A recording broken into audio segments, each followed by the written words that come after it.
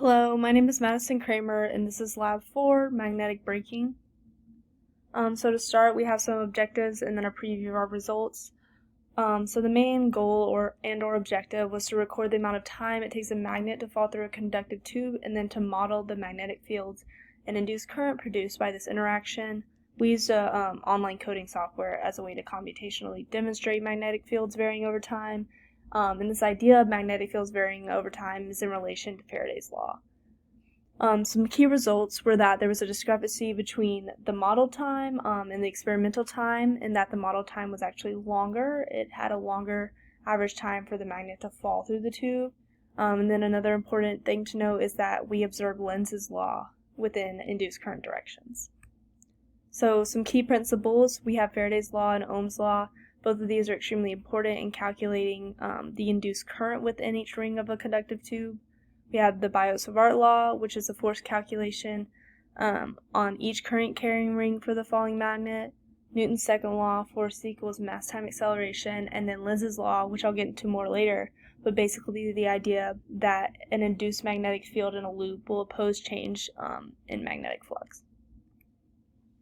So getting into our procedure, the first step was to determine the north and south poles of the magnet, suspend the tube so that a video of the magnet falling down the tube could be recorded, and we did this 5 times, so we recorded 5 different videos, and then we used the timestamps on the videos to determine exactly how long the magnet was falling through the tube. Then we calculated an average time it takes for the magnet to fall through the tube, and then we modeled the magnetic field and path of the falling magnet computationally. So initial conditions and observations. On the right, we have our observations. So we have each time it took the magnet to fall through the tube for each trial, and the average time we found experimentally to be 1.14 seconds.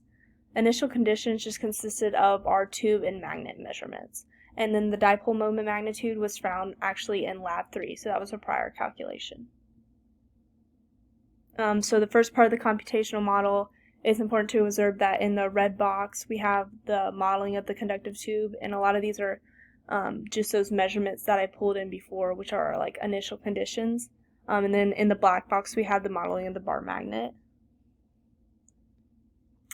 So for the second part of the computational model, there's a couple of different aspects. We had to create a function to define the dipole moment of the magnet, a function to define flux within all the different rings of the tube, and then we basically had to model net force, which consisted of the magnetic force and the gravitational force.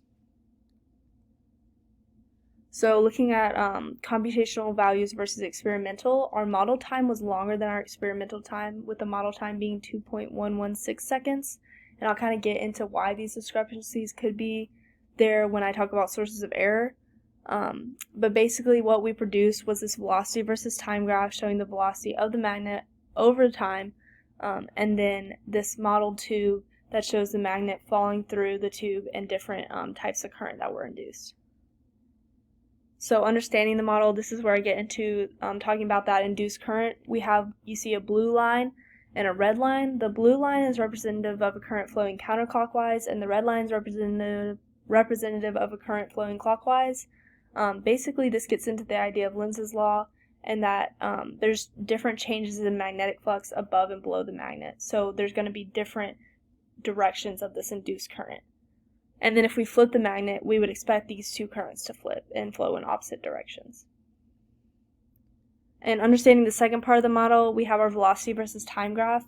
Basically, we saw that the magnet's velocity, it increased pretty slowly, then it slowed, and then it leveled out, reaching like a terminal velocity. So the slowing period is where it is like this idea of braking, and that's the interaction between the magnet and the induced currents. And then I have our percent error calculation, and getting into our sources of error about those discrepancies between those two times. Basically, we could have incorrectly recorded the average time of the magnet's fall by looking at timestamps drawn on our phone. However, we did have 5 trials to help accommodate for this. Another error was that in Lab 3, there might have been an incorrect calculation of the dipole moment that could have led to the discrepancies between the times. Some main conclusions I wanted to talk about was that the changes in flux created by the falling magnet led to the different directions of the induced current, and this is that idea of Lenz's law once again. And then talking about some of our discussion questions.